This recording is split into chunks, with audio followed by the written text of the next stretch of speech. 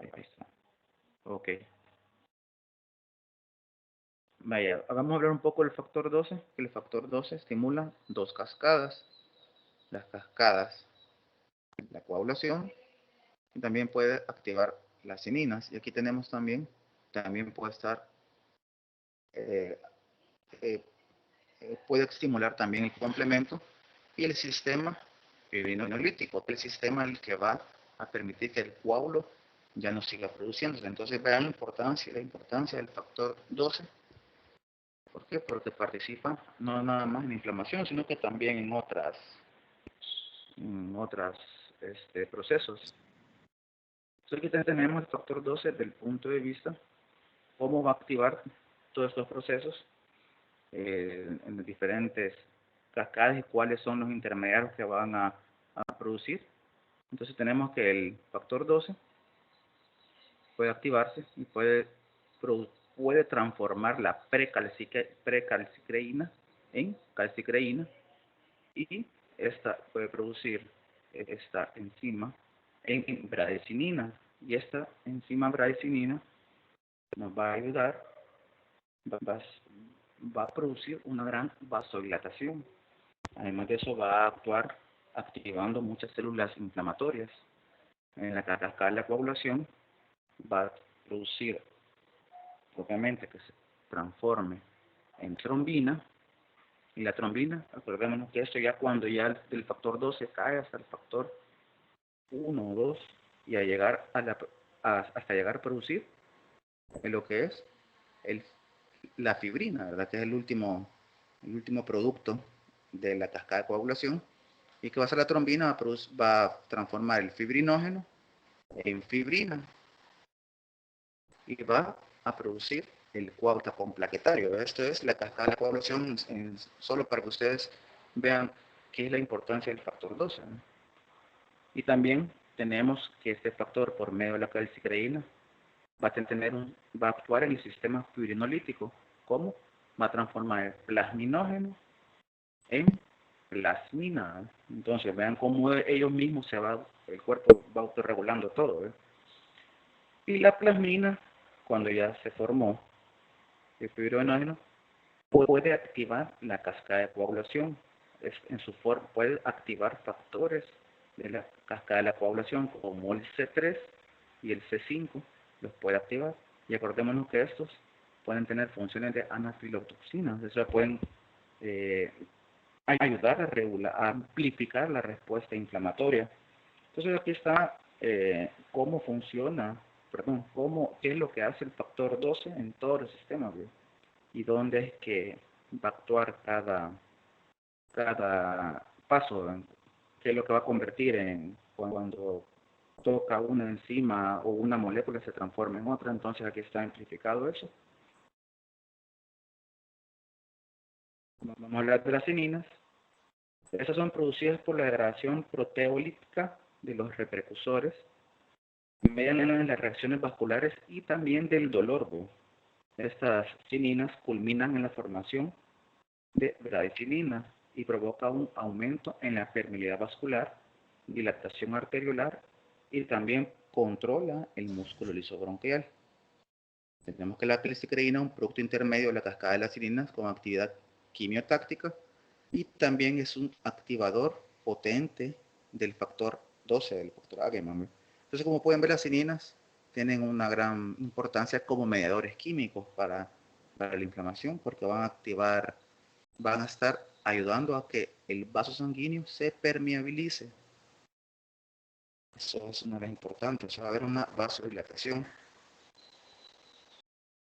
El complemento también comprende una serie de proteínas plasmáticas que juegan un papel importante en la defensa del huésped. Y acordémonos que el complemento lo vimos, que funciona también como oxonina, aquí está, como factores quimiotácticos, o sea, atraen los leucocitos, también pueden actuar en la fagocitosis y propiamente en la destrucción celular por medio del ataque de membrana, cuando se amplifica la señal hasta llegar al factor 9, que hace que la membrana se convierta en una membrana semipermeable y el virus, los microorganismos se destruyan por osmosis.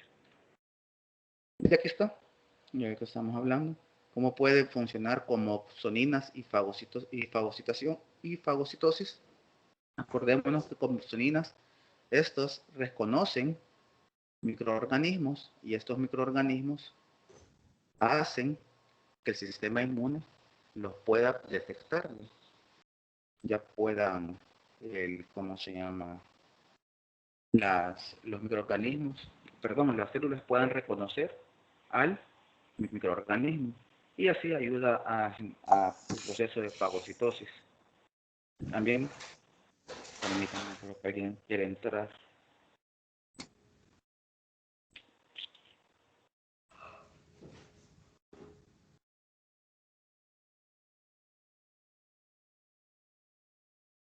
Traten de entrar un poco más temprano para no estar, porque ahí me avisa el que quieren entrar.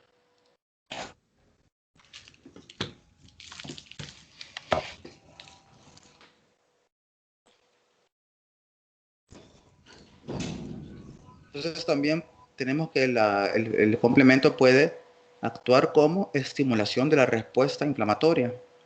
¿Por medio de qué? De anafilotoxinas. Si yo les pregunto cuáles son las anafilotoxinas derivadas del complemento, ya saben ustedes que son el C3A y el C5A, ¿verdad? Cuando ya está en su periodo activado. Y lo que van a hacer estas anafilotoxinas es el reclutamiento y activación de leucocitos y destrucción de microorganismos por los leucocitos. Ya hacen el mecanismo de fagocitosis cuando estas anafilotoxinas están presentes. Y también pueden citólisis por medio del complemento, que es cuando ya se degrada todos los productos del complemento hasta llegar al C9 y poder crear una lisis osmótica propiamente de los microorganismos por medio de la osmosis de su membrana, ¿eh?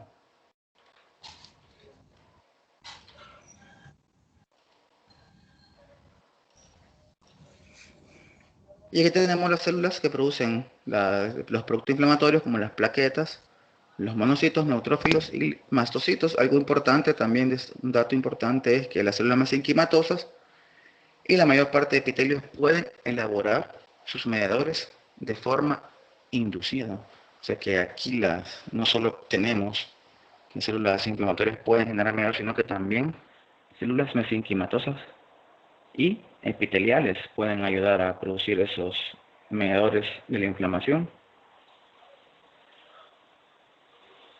Aquí tenemos las funciones de las citocinas en la inflamación aguda.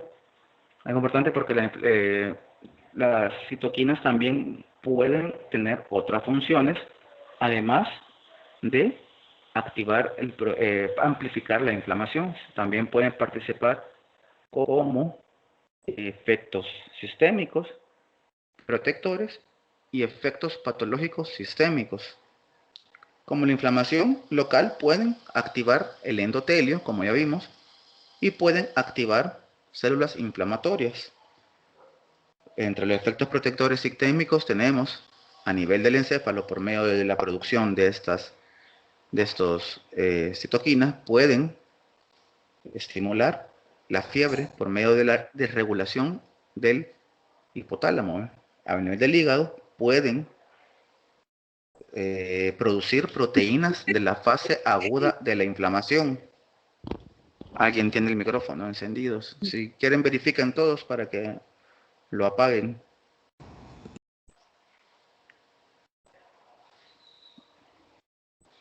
A nivel de la médula ósea, pueden producir leucocitos. Entonces, como pueden ver, estos son efectos protectores. ¿Por qué protectores? Porque nos van a estar indicando que hay algo que está produciendo esa elevación y ahí el médico, pues obviamente, va a detectar que hay un estado de enfermedad. La fiebre, acuérdense que es un síntoma que nos está diciendo de que hay un proceso bacteriano o viral. Entonces es por eso que está la fiebre, porque se han elevado las interleucinas, las citoquinas, y eso hace que se produce fiebre debido a la respuesta inflamatoria que el cuerpo está teniendo. Y la proteína de la fase aguda, como el PCR, nos ayuda a determinar en realidad que hay un proceso inflamatorio. En la médula ósea, pues, acuérdense que va a haber, cuando hay un proceso inflamatorio, se necesita que hayan más leucocitos, y los leucocitos, ¿dónde se están originando? En la médula ósea. Entonces la médula ósea tiene que trabajar más, por eso que actúa a nivel de la médula ósea para que hayan más células inflamatorias. Y los efectos patológicos sistémicos, que también es algo importante, que nos pueden dar estas interleucinas, y es donde aquí, cuando la inflamación se vuelve un problema, porque la inflamación controlada, pues no daña, pero una inflamación descontrolada sí puede generar efectos sistémicos, y es aquí donde vemos el problema del virus actual, ¿ve? Que hay una respuesta descontrolada. Aquí se explica un poco eso que ocasiona el virus cuando hace una respuesta sistémica descontrolada. Miren, pueden haber un bajo gasto cardíaco a nivel del corazón, puede activar trombos, que es lo que pasa en el virus actual, que se ha visto que se forman trombos a nivel pulmonar. Entonces, debido a esto, que hay ¿cómo se llama? Una trombosis de los vasos, y debido a los productos a los medidores de la inflamación que se van secretando para amplificar la señal. Y también pueden, a nivel del músculo esquelético, tener una resistencia a la insulina, y esto hace que el músculo se debilite, porque si la insulina no funciona, no van a funcionar los receptores propios, que son los GLUT, y esos receptores GLUT ya no van a poder traer el glucógeno que es necesario al músculo. Entonces genera problemas a nivel muscular.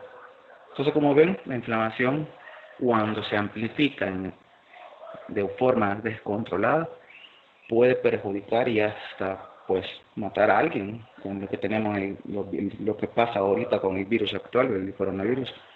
La respuesta sistémica agresiva que va a ocasionar estragos en las personas que portan el virus, cuando el virus se replica de forma agresiva, ¿verdad? También depende de otras cosas. Vamos a continuar.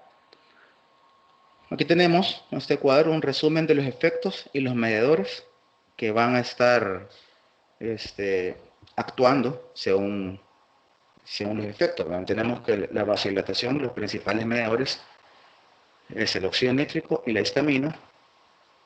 El efecto del aumento de la permeabilidad vascular, tenemos hay muchas aminas vasoactivas, como las cininas, y también el óxido nítrico pueden ayudar a permeabilizar. Tenemos el complemento de C3A y 5A, bradicininina, aquí tenemos estos, los leucotrienos, como el C4, D4 y L4, sustancia P y esta sustancia conocida como PAF. Entonces, todas estas aumentan la permeabilidad vascular. Esto es como un resumen: quimiotaxis, reclutamiento y activación. Tenemos que participar en todos estos productos químicos. En la fiebre ya vimos la interleucina y el factor de necrosis tumoral y prostaglandina. Y el dolor, la prostaglandina y las bradicininas. En el daño tisular tenemos que están aquellos mediadores provenientes de las enzimas lisosómicas, radicales libres de oxígeno, y el óxido nítrico puede ocasionar daño tisular. Este es un cuadro resumen de efectos y mediadores, cómo ellos funcionan y en qué parte van a estar haciendo su efecto, o cuál va a ser su efecto propiamente, ¿verdad? Esta es ya la parte de los mediadores químicos. Ahora vamos a continuar con los patrones morfológicos de la inflamación aguda. La importancia de reconocer los patrones morfológicos es que con frecuencia se asocian a etiologías y situaciones clínicas totalmente distintas. Es por eso que es importante reconocerlo, porque pues, los patrones en muchas ocasiones nos ayudan a determinar cuál o qué es el causante de la lesión en el momento. Y estos patrones se clasifican de esta manera: inflamación serosa, inflamación fibrinosa, supurativa o purulenta y ulcerada. Estos son los 4 patrones que vamos a ver ahorita. La inflamación serosa, como ustedes ven acá en la imagen, es una bulita, es una bula. Entonces se caracteriza por la extravasación de líquido acuoso relativamente pobre en proteínas, que en función del lugar de la lesión deriva propiamente del plasma o de la secreción de las células mesoteliales que revisten las cavidades pleurales, peritoneal o pericárdica. Entonces, este líquido va a ser pobre en proteínas. En pocas palabras, es un transudado, ¿verdad? Las ampollas cutáneas secundarias a una quemadura o a una infección vírica son ejemplos que pueden explicar este tipo de inflamación serosa. También tenemos que debajo pueden haber, como se llaman, derrames serosos dentro o inmediatamente por debajo de la epidermis de la piel. Y estos se conocen como derrames cuando se encuentran en cavidades pleurales, peritoneales o pericárdicas, que son conocidos como transudados. Eso es la inflamación serosa, ¿eh? Así se ve histológicamente una inflamación de tipo seroso. Va a haber una vesícula o una ampolla, la cual va a estar conteniendo líquido. Y esto que ven acá ustedes como blanquito es líquido. Esta es una ampolla que se encuentra debajo de la piel. Este es epitelio escamoso queratinizado. Entonces aquí está, aquí comienza, se separó lo que es la dermis de la epidermis y hizo esta gran ampolla. Esta ampolla contiene neutrófilos y eosinófilos. Se conoce como una vesícula a nivel subepidérmico. ¿Por qué? Porque porque se encuentra debajo de la capa basal de la epidermis, o sea, está debajo de la epidermis, por eso es subepidérmica. Y el derrame, pues como dijimos, que son transudados, pueden estar a nivel de las pleuras, del peritoneo y también del pericardio. Pueden darnos derrames pleurales, pericárdicos o peritoneales, que son líquidos transudados conocidos como inflamación serosa, ¿verdad? Ahora bien, la inflamación fibrinosa es consecuencia de las lesiones más graves y estas producen una mayor permeabilidad vascular, lo que traduce en la salida por la barrera endotelial de moléculas más grandes como el fibrinógeno. Vamos a ver cómo se ven.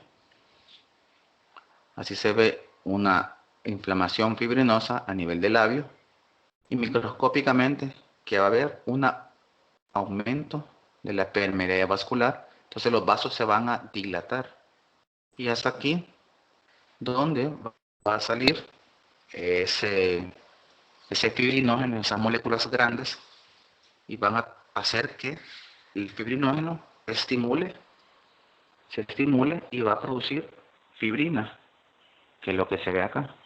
Esto rosadito es formación de fibrina. La inflamación fibrinosa, estos oxidados pueden ser degradados mediante fibrinólisis. El propio cuerpo se encarga de, cuando ya se formó mucha fibrina, hacer que el sistema fibrinolítico actúe y pueda controlar la lesión. Y los restos acumulados ser eliminados por los macrófagos con la consiguiente recuperación de la estructura normal del tejido. Eso se conoce como resolución de la lesión.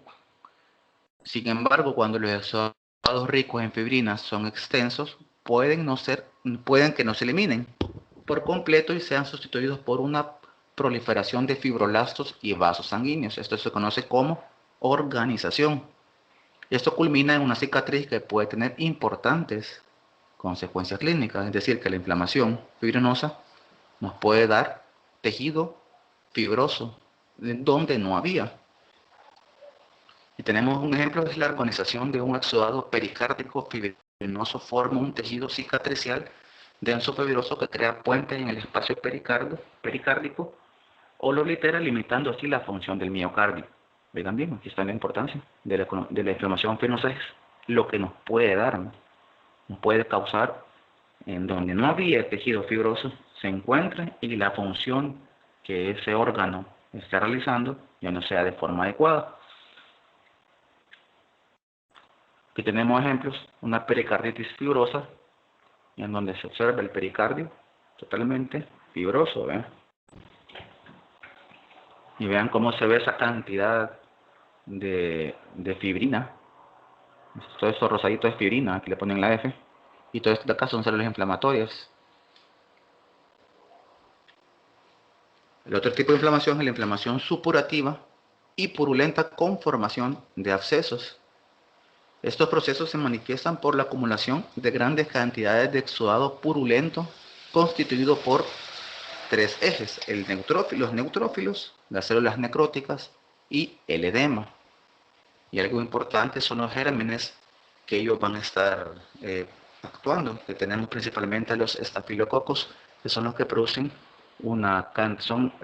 son gérmenes conocidos como piógenos y producen cantidades extensas de pus.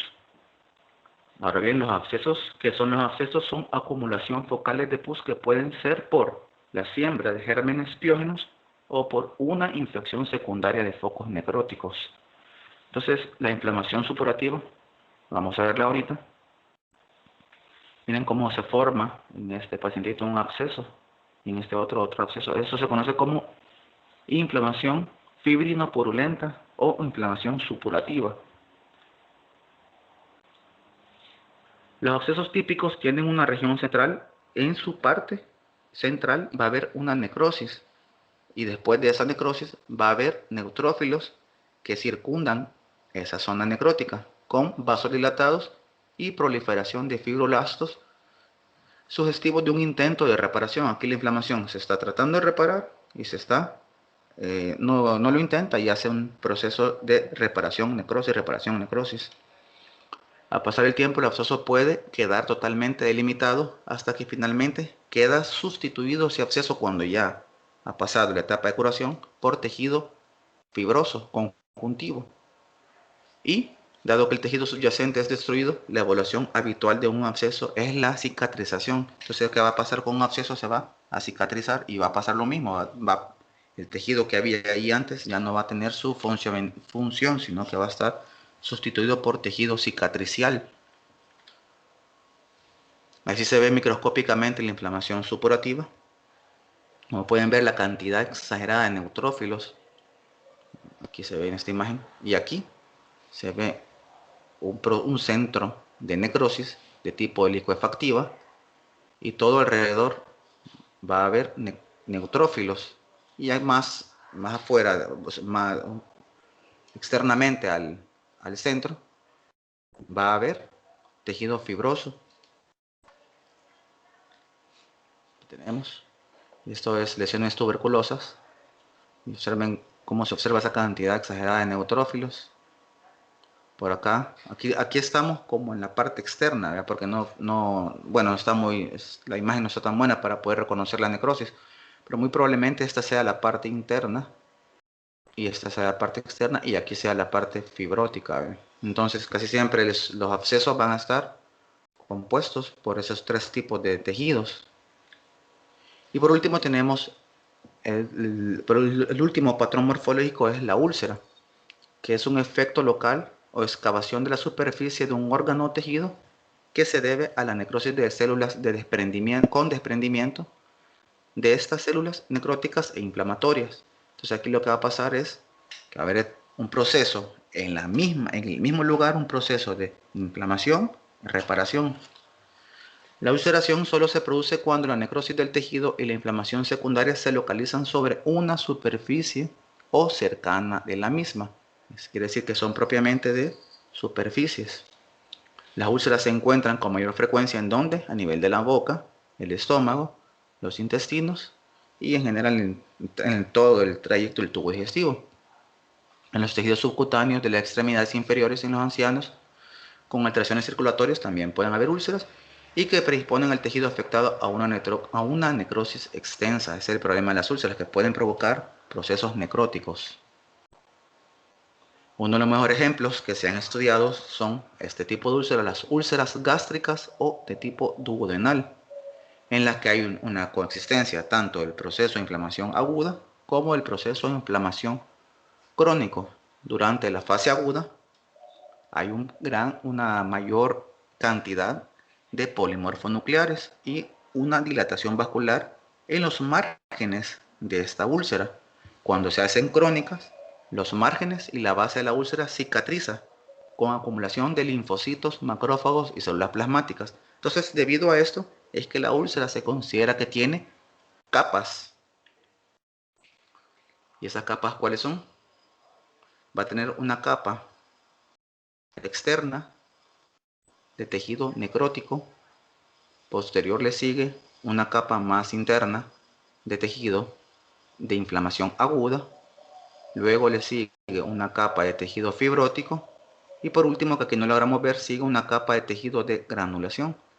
Entonces esas son las capas que tiene una úlcera. Esta es una úlcera de tipo duodenal en su estado crónico y aquí se ve macroscópicamente cómo se ve la excavación del tejido, del epitelio. Ahora aquí nos quedamos con los patrones de la inflamación y vamos a hablar en la última parte de los efectos sistémicos de la inflamación aguda.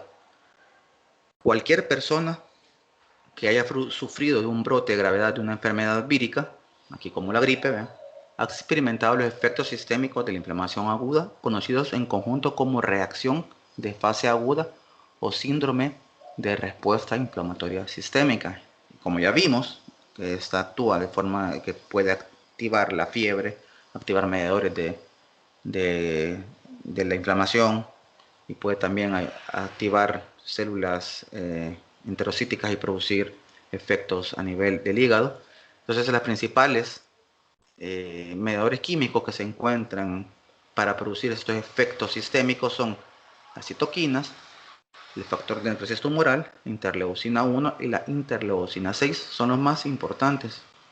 Y acordémonos que estas se elaboran a nivel de los leucocitos en respuestas a una reacción sistémica o a reacción a una infección. Entonces tenemos que la fiebre, las citoquinas como el factor de necrosis tumoral y la interleucina 1 estimulan la producción a nivel del hipotálamo de prostaglandinas, produciendo proteínas de la fase aguda como la PCR, lo que les mencionaba antes, y entre otras. Esto aumenta la síntesis de citoquinas que actúa sobre los hepatocitos. Vean cómo esto va aumentando la respuesta sistémica.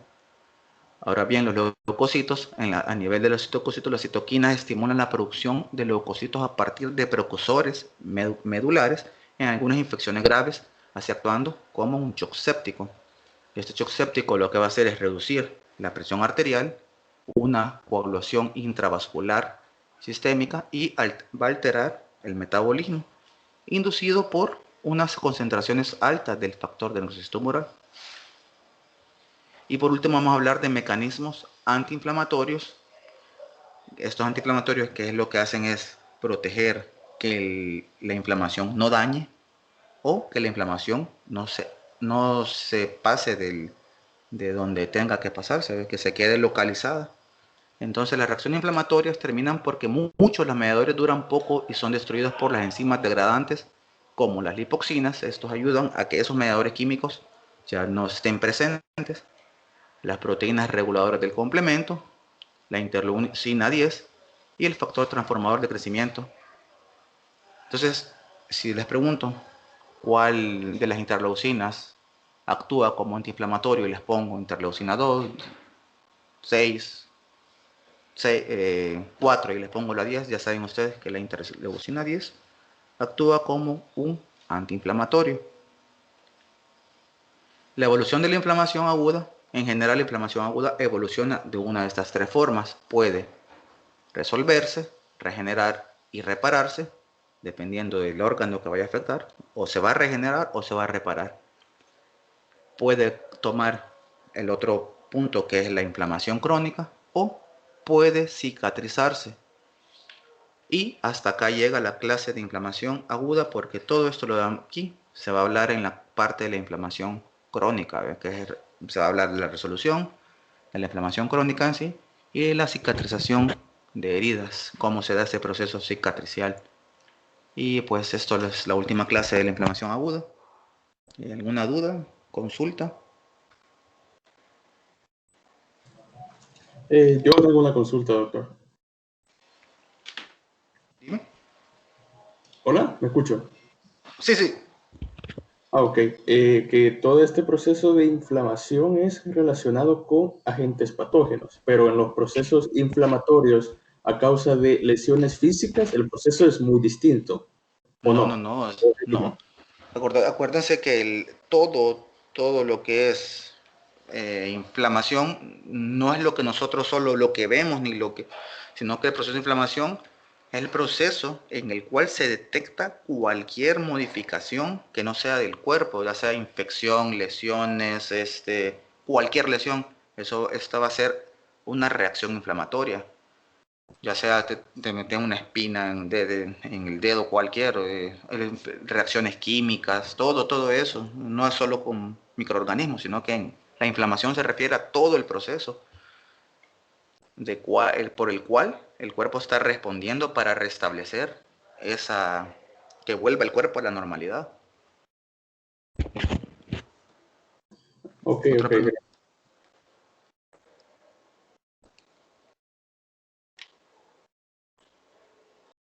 ¿Alguien más? ¿Otra consulta? Doctor, yo tengo una consulta. En el caso de los folículos, esa sería como una inflamación supurativa, que son como Fol- se hacen muy fol- grandes las ronchas, ¿verdad? Y los eso, folículos te referís, folículos ¿cuáles folículos? ¿Folículos de la piel o folículos la piel, linfoides? la piel. Ah, de la piel. Ajá, ¿Qué pasa con los folículos de la piel? ¿Qué es lo que les pasa? O, ajá. acordate que depende del tipo de microorganismo. ¿Verdad? La inflamación se va a dar, o sea, sí. Un folículo es como el porito, ¿verdad? Sale. Entonces ahí puede haber un proceso inflamatorio, ¿verdad? Así como en cualquier otra parte. Pero no entiendo qué me querés preguntar. Como eso se inflama, ¿verdad? Entonces, Sí, eso sí. sería como una inflamación supurativa o Depende. purulenta, sería como un ejemplo de eso. Depende del causante. Tú dices por los patrones morfológicos. Si es quemadura, va a ser una inflamación de tipo seroso. Si es por un estafilococos, va a ser de tipo fibrinoso. Y si es por una infección y por un problema de circulación, eso se va a convertir ya en un abscedado, un fibrino purulento. Depende del causante, así va a ser el patrón morfológico que se va a presentar en el sitio de lesión. ¿Ve? Esos patrones morfológicos es lo que vemos. O sea, lo que vemos tanto al microscopio como macroscópicamente y microscópicamente. Ahora bien, el proceso de inflamación es todo lo que vimos anteriormente, que es cómo sale el leucocito del vaso, cómo se activa. Ese es como el proceso que se da desde el punto de vista microscópico, y lo demás es cómo observamos nosotros la inflamación. Pero sí, en la piel puede haber de cualquier tipo de inflamación, ya sea fibrinosa, serosa y fibrinopurulenta. Y también úlceras, también en la piel pueden haber úlceras. ¿Alguien más? Yo tengo una duda, Doc, pero es sobre el lab. Dale, dime. Vi que subieron la guía y todo. Me imagino que va a ser para el domingo, ¿vea? Igual que la vez pasada. El Exacto, mismo. el domingo. Sí, tienen que entregarle el domingo. Ya, y tenemos que presentar el PowerPoint y PDF. Sí, ya le voy a habilitar yo la tarea de esta. No sé si está habilitada, creo que no, ¿eh? No, no, por eso le pregunto. Ya la vamos a habilitar. Gracias. Bueno, Doctor, yo tengo una pregunta. sí, veamos. Este, en el proceso de información aguda hay un tiempo determinado para que se dé luego la resolución o es variable. Del proceso de inflamación aguda, hay un tiempo más o menos, tiene que ser antes de las 48 horas.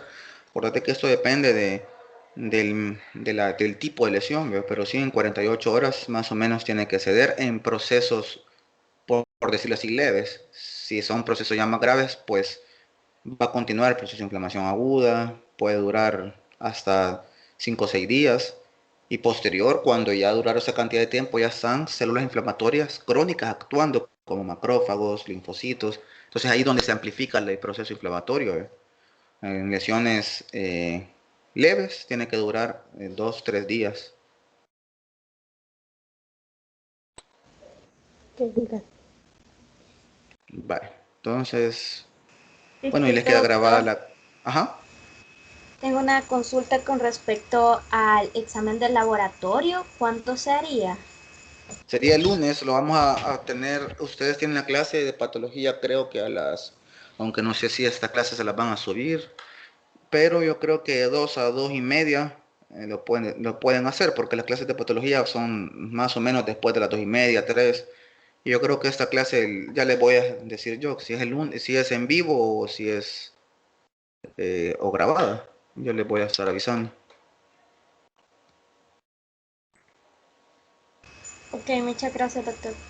Bueno, vamos a tener la grabación. Doctor,